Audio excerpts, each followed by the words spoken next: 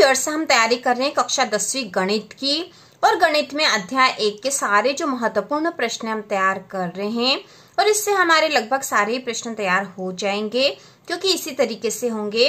तो आज हम करेंगे प्रश्नावली 1.2 का प्रश्न नंबर 3। सिद्ध कीजिए कि निम्नलिखित संख्याएं अपरिमेय हैं। तो प्रश्नावली 1.2 का प्रश्न नंबर 1 और 2 वो भी महत्वपूर्ण और हम कर चुके हैं। यदि आपने नहीं देखा तो देख लीजिए, चैनल पर है इम्पोर्टेंट क्वेश्चन में। आज हम प्रश्न नंबर 3 करेंगे और प्रश्न यह है, सिद्ध कीजिए कि निम्नलिखित संख्याएं अपरिमेय हैं।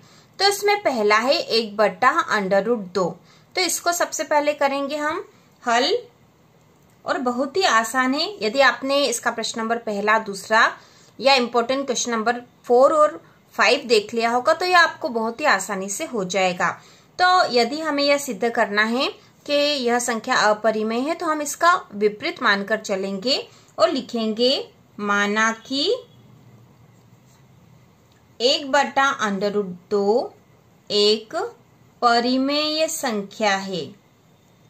परिमेय संख्या है क्योंकि हमें तो ये सिद्ध करना है कि एक अपरिमेय संख्या है, लेकिन हम इसका विपरीत मानकर चलेंगे और यह बता देंगे कि परिमेय संख्या वाले गुण इसमें नहीं है, इसलिए एक अपरिमेय संख्या है। तो हमने लिख दिया है कि यह एक परिमेय संख्या है, इसलिए 1/√2 को दो सहअभाज्य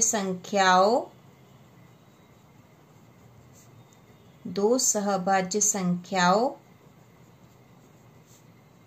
A व B के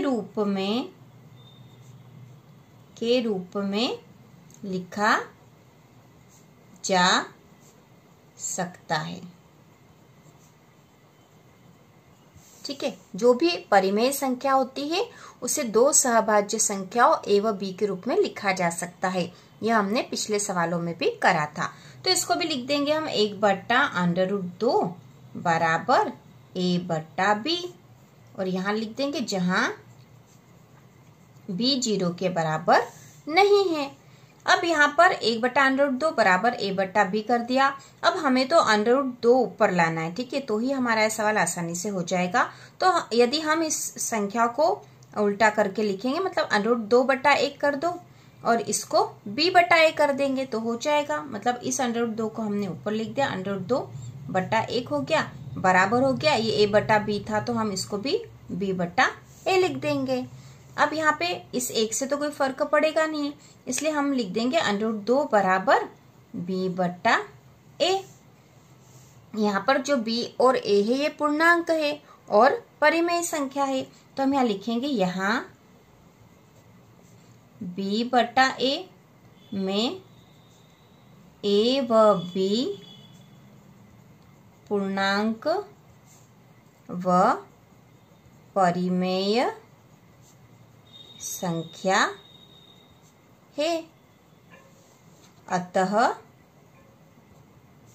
√2 भी एक परिमेय संख्या होगी।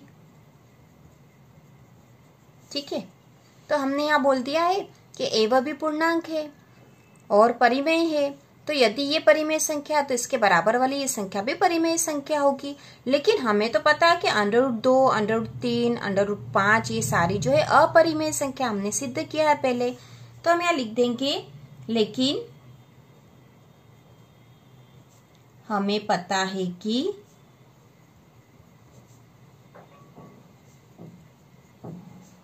√2 एक अपरिमेय संख्या है।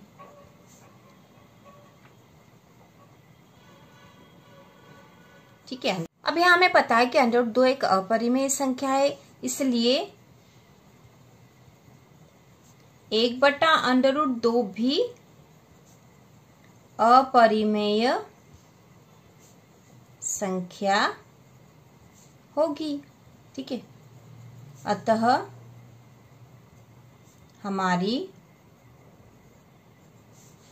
कल्पना त्रुटिपूर्ण है। इस प्रकार हमने ये सिद्ध कर दिया कि 1/√2 भी एक अपरिमेय संख्या होगी। अतः हमारी कल्पना भी त्रुटिपूर्ण है और यह सिद्ध होता है कि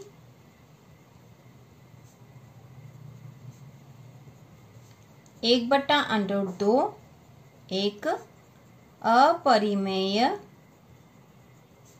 संख्या है।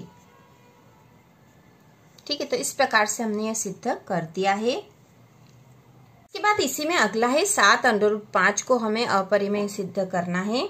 तो इसको भी हम इसी प्रकार से हल करेंगे और लिखेंगे, माना कि 7√5 एक परिमेय संख्या है, अतः इसे ए व बी, ठीक है, अतः इसे ए व बी दो सह अभाज्य संख्याओं के रूप में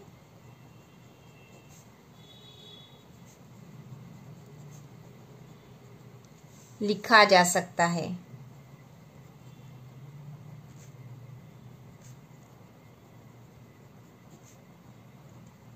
ठीक है, यह तो हमें हर जो सिद्ध करने वाले प्रश्न है उस हर प्रश्न में इस तरह से हमें लिखना है।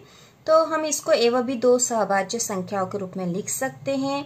तो यहाँ लिख देंगे हम 7√5 बराबर ए बटा बी, और ये भी लिखते हैं हम जहां बी 0 के बराबर नहीं है। अब यहाँ पर जो 7 है यहाँ गुणा में है और इसको बराबर की इस तरफ ले जाएंगे तो ये नीचे बटे में आ जाएगा। तो यहाँ हो जाएगा √5 बराबर ए बटा 7b। ठीक है, 7 यहाँ पर आ गया है। अब यहाँ पर इसको हम समीकरण 1 नाम दे सकते हैं।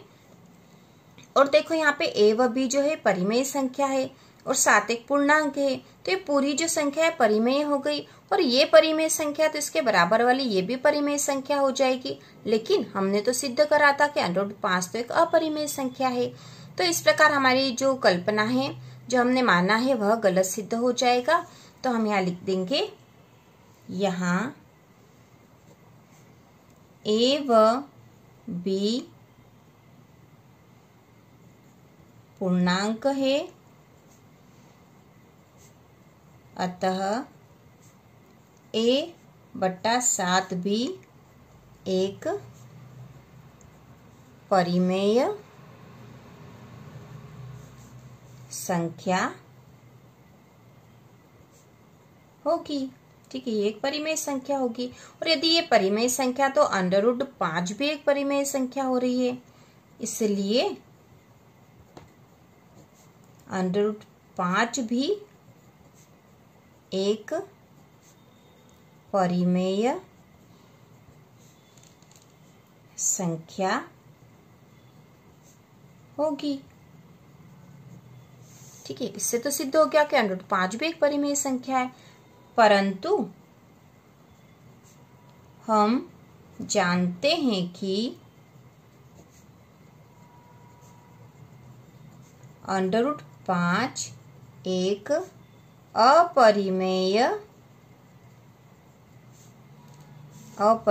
संख्या है। ये तो हम जानते हैं क्योंकि हमने सिद्ध भी करा था कि √5 एक अपरिमेय संख्या है। अतः हमारी कल्पना त्रुटिपूर्ण है। ठीक है, हमने क्या कल्पना करी थी कि जो 7√5 है ये एक परिमेय संख्या, यह हमने कल्पना करी थी। और इस तरह से यदि कल्पना कर रहे हैं तो √5 एक परिमेय संख्या सिद्ध हो रही, जो कि गलत है, हो ही नहीं सकता। इसका मतलब ये जो हमने कल्पना करी थी त्रुटिपूर्ण है। अतः सिद्ध होता है कि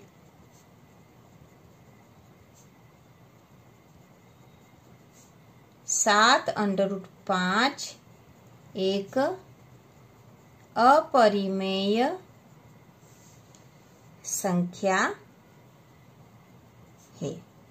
ठीक है, तो इस प्रकार से हम इसको भी बहुत आसानी से कर लेंगे। इसके बाद जो अगला तीसरा इसी में है, उसमें हमें सिद्ध करना है कि 6 धन अंडर रूट 2 एक अपरिमेय संख्या है। तो इसको भी हम बिल्कुल उसी तरीके से, उसी विधि से हल करेंगे। और सबसे पहले लिखेंगे, माना कि 6 धन अंडर रूट 2 एक परिमेय संख्या है।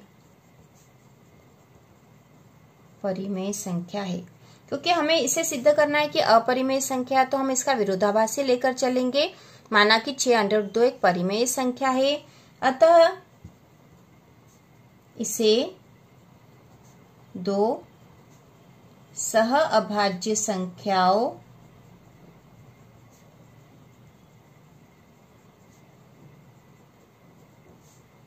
ए व बी के रूप में लिखा जा सकता है।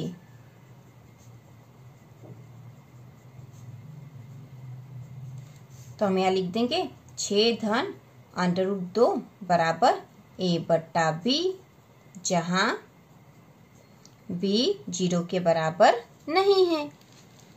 अब हम इसको थोड़ा सा और हल कर लेंगे। यहाँ पे धन में है तो इसको बराबर के इस तरफ ले जाएंगे तो ऋण में हो जाएगा। तो यहाँ हो जाएगा अंडर रूट 2 बराबर ए बट्टा बी ऋण 6। अब इसको हम हल कर लेंगे 6 बट्टा 1 करके। तो यहाँ पे अंडर रूट 2 बराबर हो जाएगा, इन दोनों का एलसीएम ले लेंगे, बी आ जाएगा।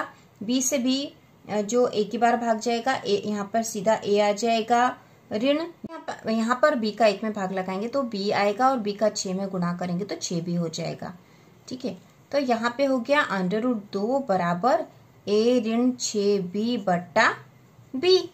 अब यहाँ पे हम देखो ए और बी तो पूर्णांक है और परिमेय संख्या है, और 6 भी पूर्णांक है, मतलब ये पूरी जो है एक परिमेय संख्या है। इसको समीकरण 1 नाम दे देंगे। ये पूरी परिमेय संख्या है, और यदि ये पूरी परिमेय संख्या है तो इसके बराबर वाली संख्या है जो अंडर रूट 2, ये भी परिमेय होगी। लेकिन हमें तो पता है कि अंडर रूट 2 तो एक अपरिमेय संख्या है। तो इसका मतलब ये होगा कि हमारी जो कल्पना है वो त्रुटिपूर्ण है। तो हम आगे लिखेंगे, तो हम लिखेंगे यहाँ ए व बी पूर्णांक है,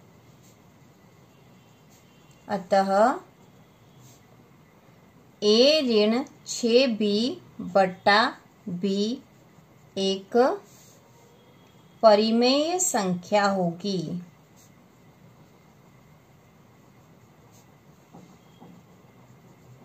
ठीक है, ये परिमेय संख्या होगी, इसलिए अंडर रूट 2 भी एक परिमेय संख्या होगी। ठीक है, क्योंकि इसके बराबर इसलिए परिमेय संख्या होगी। अब हम आगे लिखेंगे,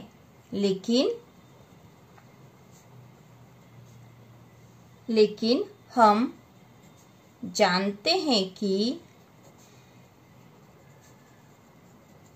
अंडर रूट 2 एक अपरिमेय संख्या है।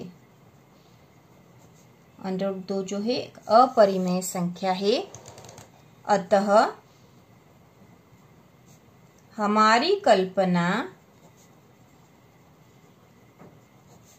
त्रुटिपूर्ण है। अतः हमारी कल्पना त्रुटिपूर्ण है, क्योंकि इससे तो ये सिद्ध हो गया कि अंडर रूट 2 एक जो अपरिमेय संख्या है, जबकि ऐसा नहीं है, गलत है बात। तो हमने जो माना था वो गलत है, और इससे सिद्ध होता है कि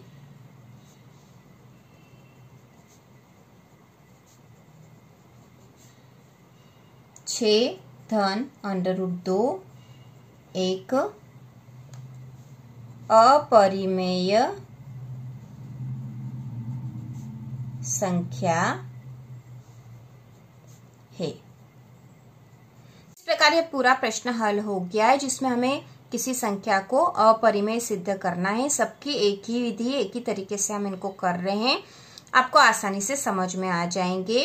तो हमने अध्याय 1 के महत्वपूर्ण प्रश्न तैयार करे हैं, जो कि एग्जाम में अधिकतर आते हैं, और यदि यहाँ पे कोई संख्या यदि बदलती है तो भी आप आसानी से कर लोगे। तो इसी प्रकार के और वीडियो देखने के लिए, कक्षा 10वीं की संपूर्ण तैयारी के लिए चैनल को सब्सक्राइब कीजिए।